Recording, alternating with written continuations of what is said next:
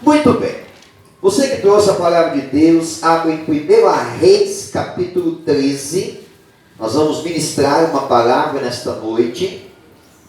Uma palavra abençoada para a tua vida em nome de Jesus. Amém? Glória a Deus. Aleluia. Título da mensagem: não saia da direção de Deus. Amém? Não saia da direção de Deus. 1 Reis, capítulo 13. Glória a Deus. Todo mundo encontrou? Então vamos lá. A leitura é um pouquinho extensa, mas quem está com a Bíblia acompanha. Quem não está, ouve com atenção para você entender. Eis que por ordem do Senhor veio de Judá a Betel um homem de Deus, e Jeroboão estava junto ao altar para queimar incenso. Clamou o profeta contra o altar, por ordem do Senhor, e disse: altar, altar, assim diz o Senhor: eis que um filho nascerá à casa de Davi, cujo nome será Josias, o qual sacrificará sobre ti os sacerdotes dos altos que queimam sobre ti incenso, e os ossos humanos se queimarão sobre ti. Deu naquele mesmo dia um sinal dizendo: este é o sinal de que o Senhor falou: eis que o altar se fenderá e se derramará cinza que há sobre ele. Tendo o rei ouvido as palavras do homem de Deus, que clamara contra o altar de Betel, Jeroboão estendeu a mão de sobre o altar, dizendo: prendei-o. Mas a mão que estendeu contra o homem de Deus secou, e não a podia recolher. O altar se fendeu, e a cinza se derramou do altar, segundo o sinal que o homem de Deus apontara por ordem do Senhor.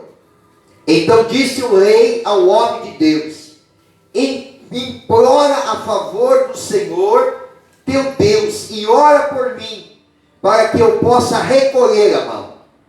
Então o homem de Deus implorou a favor do Senhor, e a mão do rei se recolheu e ficou como dantes.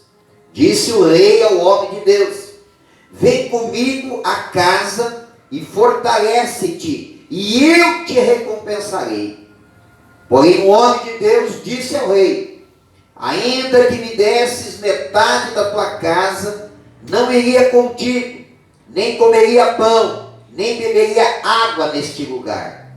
Porque assim me ordenou o Senhor, pela sua palavra, dizendo: não comerás pão, nem beberás água, e não voltarás pelo caminho por onde foste. E se foi por outro caminho, e não voltou pelo caminho por onde viera a Betel. Morava em Betel um profeta velho. Vieram seus filhos e lhe contaram tudo que o homem de Deus fizera aquele dia em Betel. As palavras que dissera ao rei, contaram-nas a seu pai. Perguntou-lhes o pai: por que caminho se foi? Mostraram seus filhos o caminho por onde fora o homem de Deus que viera de Judá. Então disse a seus filhos: aguardai-me o jumento. Abardaram-lhe o jumento, e ele montou.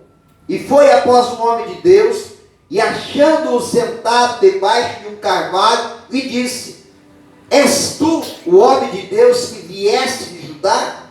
Ele respondeu: eu mesmo. Então lhe disse: vem comigo à casa e come pão.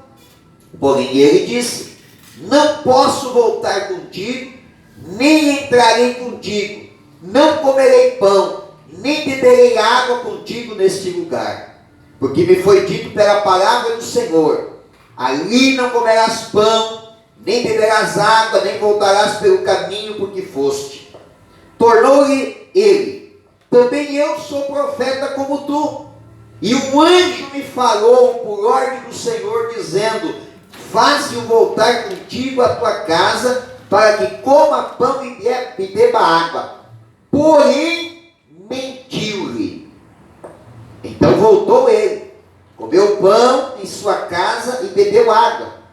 Estando eles à mesa, veio a palavra do Senhor ao profeta que o tinha feito voltar, e clamou ao homem de Deus que viera de Judá, dizendo: assim diz o Senhor, porquanto foste rebelde à palavra do Senhor, e não guardaste o mandamento do Senhor teu Deus te mandara,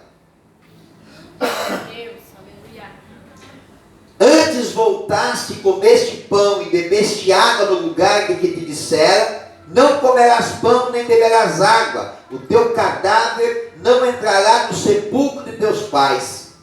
Depois que o profeta, quem fizera voltar, haver comido pão e bebido água, albardou para ele o jumento. Foi-se, pois, e um leão o encontrou no caminho e o matou. E o seu cadáver estava tirado no caminho, e o jumento e o leão parados junto ao cadáver. Amém? Só de ouvir a leitura do texto, eu imagino que você ficou, no mínimo, se você não conhecia ainda essa passagem, você ficou um pouco perplexo na narrativa desse acontecimento. E eu diria mais para vocês. Essa passagem aqui, ela é uma passagem terrível. É uma passagem, como é que nós poderíamos avaliar essa passagem aqui? Ela é macabra. A melhor expressão para falar a respeito dela é dizer que é um acontecimento macabro. Então, vamos tentar entender um pouquinho o que aconteceu e extrair um bom ensinamento para nós, para que a gente nunca saia do caminho de Deus, aquele caminho que Deus estabeleceu, aquela direção que Deus nos deu. Então vamos lá. Esse camarada citado no início do texto, que é Jeroboão, ele foi rei de 10 tribos de Israel. Israel tinha 12 tribos, ele provocou uma divisão. Aliás, essa divisão, essa contenda, essa separação de tribos, ele já vinha tentando fazer já no tempo do rei Salomão, mas não teve êxito, e fugiu para o Egito, e ficou lá no Egito escondido muitos anos. Depois que Salomão morreu, houve uma separação, as 10 tribos não quiseram ficar com as tribos de Israel, com as tribos de Judá, quiseram se separar, e foram buscar Jeroboão lá no Egito, para governar sobre eles. Então ele vem manchado, ele já era um homem rebelde, ele já tinha feito algo, um ato de rebelião, ele já tinha tentado praticar rebelião, tomando o reinado de Salomão.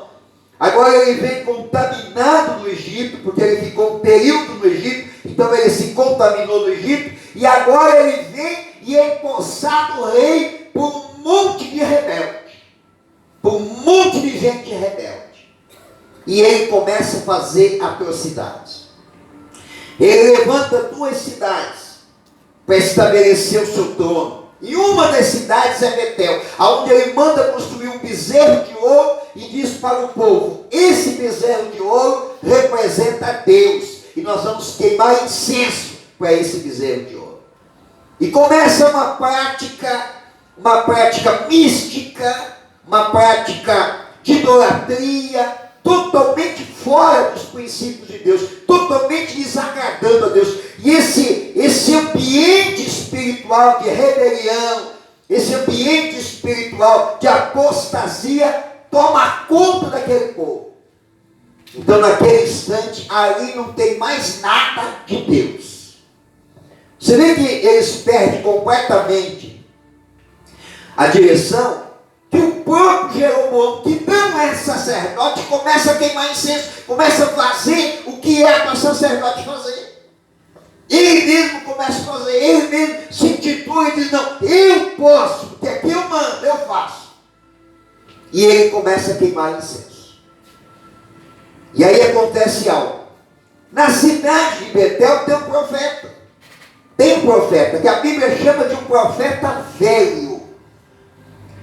termo que a Bíblia diz, que chama de profeta velho, não é apenas para dizer que ele é um homem de idade avançada, não, é porque ele é um homem desacreditado, ele é um profeta inativo, porque ele está no meio de um povo contaminado e ele também se contamina.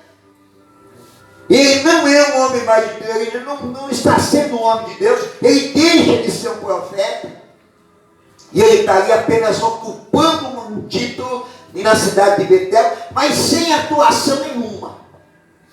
Ele está ali praticamente no esquecimento. Agora se engana quem acha que todas as atrocidades que o ser humano faça, independente de aonde seja, Deus não esteja observando e no momento oportuno Deus não vai agir. Se engana quem olha para algumas nações que cometem grandes atrocidades, se engana quem olha para lá e diz assim: ah, mas aquele povo é um povo todo envolvido em feitiçaria, idolatria, Deus nem está olhando. Não te engana, porque no seu tempo Deus vai julgar. A seu tempo Deus vai agir. Nada passa desapercebido e nada sai do controle de Deus. Pois muito bem. Passaram-se um tempo, Deus faz o quê? Levanta um profeta em Judá. Profeta novo. Menino novo. Começou a servir a Deus. Começou a buscar de Deus. Deus tinha um chamado na vida dele. Ele começou a agir como homem de Deus, como profeta, buscando, se consagrando, orando, ouvindo a Deus, fazendo o que Deus mandava. E veja bem, ouça bem o que eu vou dizer para você aqui. Nenhum ministério se torna grande e relevante da noite para o dia. Todo ministério passa por um processo de aperfeiçoamento na mão de Deus. Pode olhar a história bíblica, todos os grandes personagens, todos os grandes povos, todos os grandes feitos na Bíblia, houve um período de tratamento de Deus. Ninguém começa hoje, amanhã já está grande, já está relevante na sociedade, ele não, o ministério é grande, é forte, não. Todo mundo passa por um processo, todos nós. Tem gente que vai se tornar grande, tem gente que não vai ser tão grande, mas não significa que você, não sendo grande, não seja relevante para Deus. Para Deus você é importante, não importa o tamanho do teu ministério, você é importante. Você precisa entender e acreditar que os teus feitos no ministério, diante de Deus, se iguala ao Billy Graham. O Billy Graham teve relevância mundial, grande apóstolo, grande homem de Deus, porque Deus separou para o Billy Graham aquele ministério. Então não significa que o nosso ministério é menor, para Deus não é relevante, mas diante da sociedade, diante da igreja, diante das pessoas, ninguém se torna relevante da noite para o dia. Tudo é um período da nossa vida. Deus vai trabalhar, desde que eu permita que Deus trabalhe. Tem um profeta na Bíblia, pensa no menino que tinha um ministério profético poderoso, mas ele falou no tempo: Jonas. Estuda a história de Jonas para você ver. Jonas, ele tinha um dos ministérios proféticos mais fortes da Bíblia, mas acabou em Nínive. Porque ele não permitiu que Deus desse continuidade no seu chamado. Amém? Muito bem, vamos lá. Esse profeta se levantou em Judá e começou a ser relevante, começou a ser significativo, tanto diante dos homens como diante de Deus. É lógico que o que mais importa para nós é Deus, mas nunca vamos ser negligentes com relação a menosprezar a importância do nosso significado como pessoas de Deus diante da sociedade. Porque é esse o objetivo de Deus nos usar, é para alcançar as pessoas. Então, não adianta eu me enclausurar atrás de muros altos e ficar ali num período de renúncia, de entrega, orando, me consagrando, até flutuando espiritualmente, e não ter relevância para as pessoas, não ter alcance, não alcançar ninguém. O objetivo de Deus me chamar e te chamar é para alcançar alguém, é para abençoar alguém, é para edificar alguém. Aleluia. Então esse profeta novo, ele começou a ter relevância e destaque. E conforme ele foi tendo, isso foi um processo da vida dele. Um belo dia, Deus entrega uma missão para ele. Vai a Betel, porque eu quero te usar em Betel para profetizar contra as atrocidades que estão acontecendo em Betel. E o profeta novo saiu de Judá e foi para Betel. Quando ele chegou em Betel, Jeroboão tinha construído um templo em Betel para adorar aquele bezerro. Quando ele chegou em Betel, ele chegou exatamente no momento em que Jeroboão está queimando incenso no altar. E olha só que interessante. O profeta, ele não profetizou contra Jeroboão, ele profetizou contra o altar. Ele estendeu a mão e disse assim: eu falo em nome do Senhor. Deus vai levantar um descendente de Davi chamado Josias, que vai queimar em cima desse altar. Ele disse: ó altar, altar, os teus dias estão contados, e sobre ti se levantará um descendente de Davi chamado Josias, que vai queimar os ossos dos sacerdotes e daqueles que estão profanando o nome de Deus. Por que a profecia é contra o altar e não é contra Jeroboão? Porque o que Deus está fazendo, a profecia, a palavra profética de Deus, é contra toda a atrocidade acontecendo na cidade de Betel, e não contra uma pessoa. É isso que às vezes nós nos enganamos. Nós achamos que o resultado atormentador em certas ocasiões é por causa de uma pessoa. Não é por causa de uma pessoa, é por causa de um ambiente que foi criado. Lembra que aquele povo rebelde foi buscar um rebelde para governar? Foi isso que o povo fez. E não te engane, meu irmão, não te engane.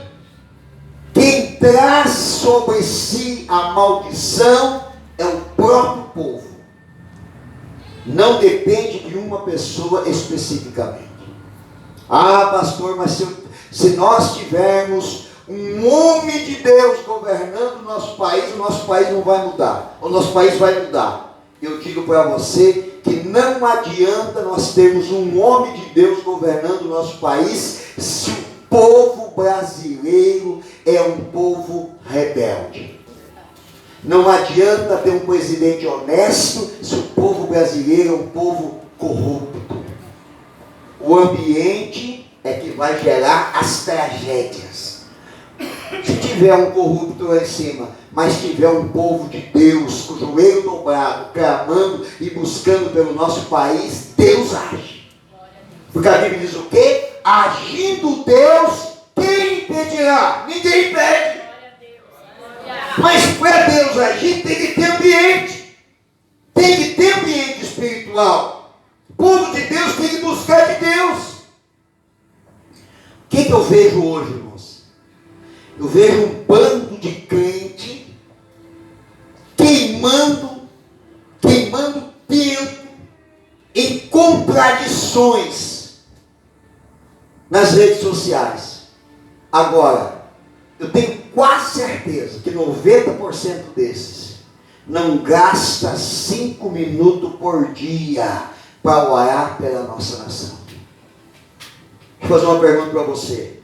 Você já chorou com os seus joelhos dobrados sobre a bandeira do Brasil, clamando por ela? Nunca fez isso? Então, meu irmão, não adianta nada você ficar ridicularizando situações na internet. Não vai ajudar em nada. Não vai ajudar em nada. Sabe o que ajuda, irmãos? É oração. É oração que muda a situação. É oração que muda a igreja. É oração que muda a família. É oração que muda estado. É oração que muda nação. É oração que muda país. É oração que muda a circunstância. É oração, é oração. É homem de Deus, é mulher de Deus, clamando, pedindo, buscando de Deus. Ah, pastor, tem dia que dá vontade de matar meu marido. Não adianta você matar ele. Você vai matar ele e amanhã depois vai aparecer outra tranqueira do teu lado do mesmo jeito. O que muda é a oração. Ah, pastor, eu não vejo a hora. Vou largar esse emprego e vou para um outro. Porque esse emprego é ruim. Não adianta, irmão. O que muda é oração, é oração. É ser homem de Deus. É ser mulher de Deus. É gastar tempo de oração. Por isso eu repito para você. Não saia da direção de Deus. Não saia. O profeta chegou em Betel, profetizou contra o altar. E o Jeroboão, metido a grandão, metido a poderoso, mandava em tudo, não tinha medo de ninguém. Quando o profeta profetizou, ele estendeu o seu braço em direção ao profeta. E disse assim, estava cheio de soldado lá, prenda-o. Quando ele estendeu o braço, o que aconteceu? O braço ficou enrijecido, ficou duro. Sabe por quê, irmão? Você pode estender o teu dedo em direção a qualquer pessoa. Até em direção a um pastor, você pode estender. Você pode estender teu dedo, não no sentido literal, figurado. Quer se opor, criticar, murmurar, fazer mal, questionar, ficar indignado, você pode fazer. E não acontecer nada com você. Desde que ele não seja um homem de Deus. Porque se ele for um homem de Deus, ninguém estende o seu dedo contra um homem de Deus, fica imune ou isento das consequências. Das consequências. Eu não quero ser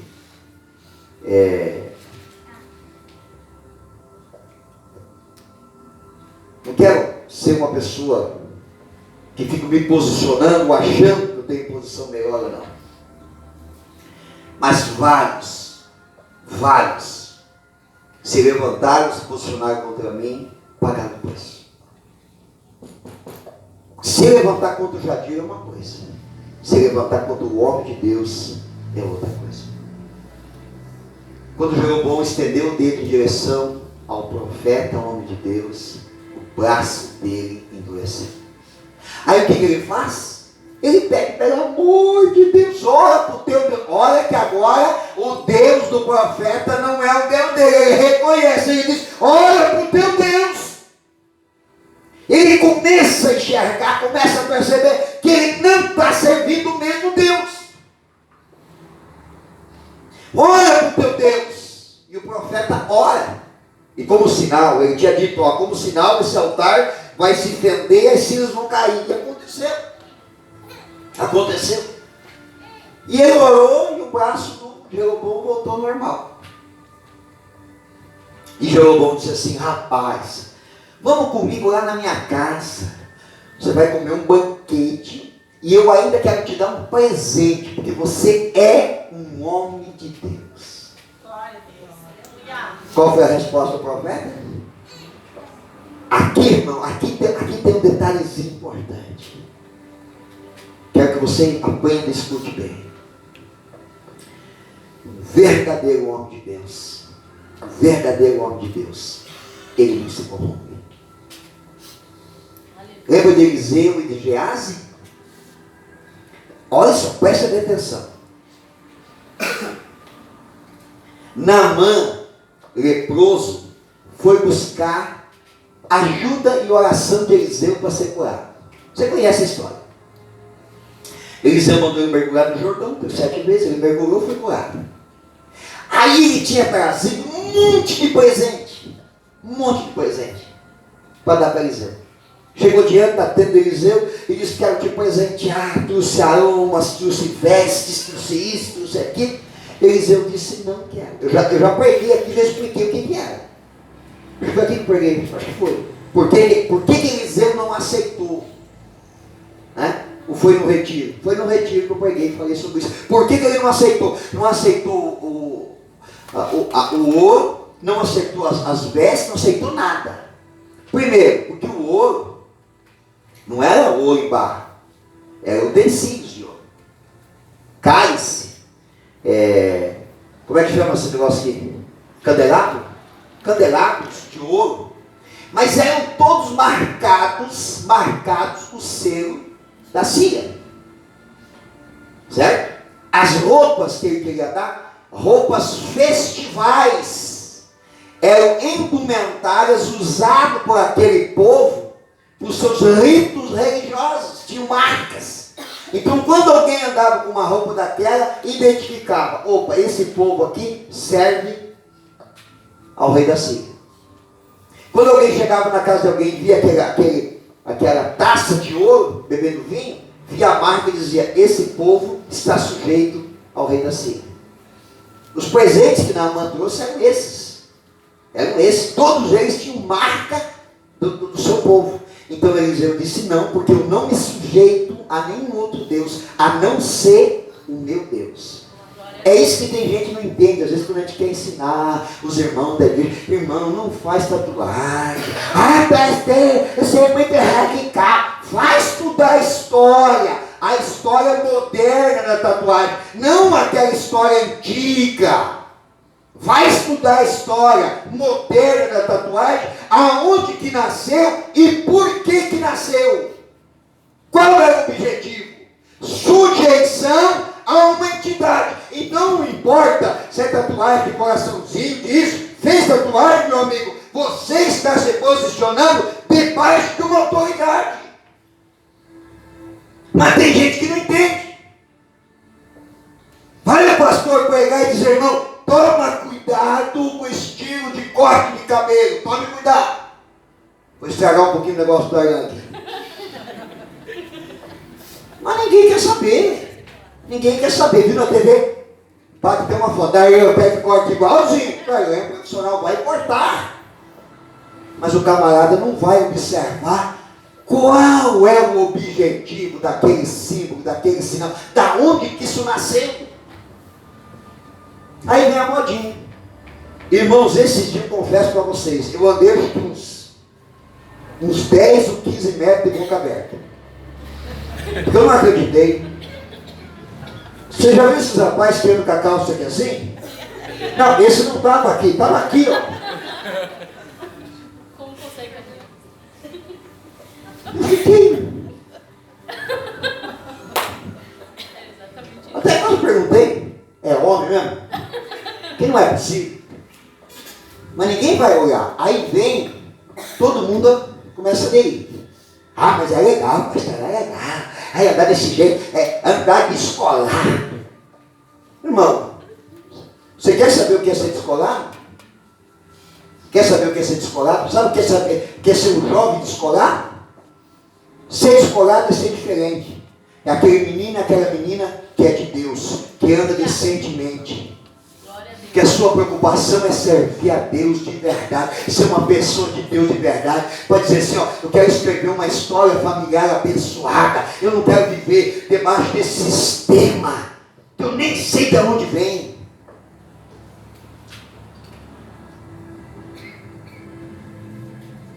O que Eliseu disse? Eliseu disse assim: não, Naamã, você foi curado, Deus abençoe. Sabe? Aí olha só, sabe o que Naamã disse? Naamã disse assim: eu peço, presta bem atenção, irmãos, terra a gente arruma em qualquer lugar, não arruma. Se eu sair num barranco aí e cavar uns 2 carrinhos de terra, você acha que alguém vai se incomodar? Não vai. Terra é terra.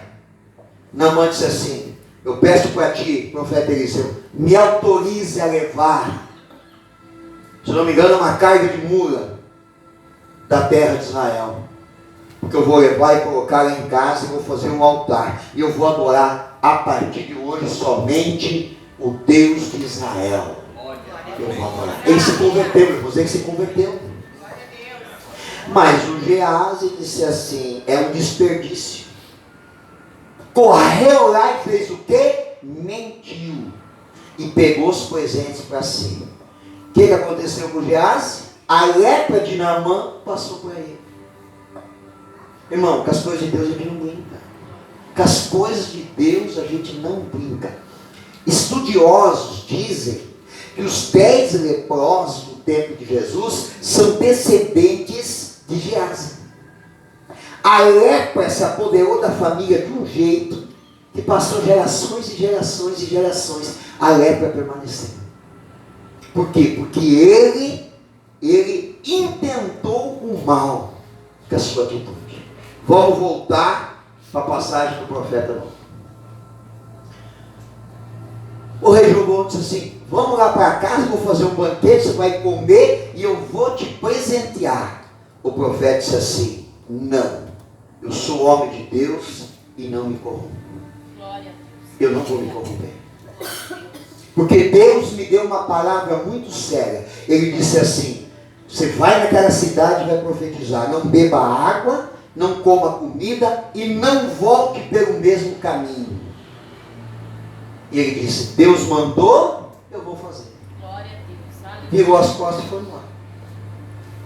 Quando ele está indo embora, eu imagino, não vou afirmar, eu imagino que o resultado daquela situação envaideceu o seu coração. A vaidade, o orgulho, a prepotência derruba qualquer pessoa. Cega qualquer pessoa. Quando aquele sentimento, aquela sensação de eu posso, eu faço, Deus me usa. Essa sensação, ela pode se manifestar na vida de qualquer pessoa. De qualquer pessoa. A vaidade pode. Não estou falando a vaidade do corpo humano. Eu estou falando a vaidade de você servir a Deus, trabalhar na obra de Deus e ver o resultado. Essa vaidade ela bate na porta do coração de todo mundo. De todo mundo. Você começa a desenvolver teu ministério, Deus começa a te usar. Se você desenvolver teu ministério, Deus vai te usar. Isso é sério. Deus quer vaso. Deus quer derramar azeite para isso, Ele quer vaso. Mas nunca esqueça que o vaso por si próprio não é nada. O que gera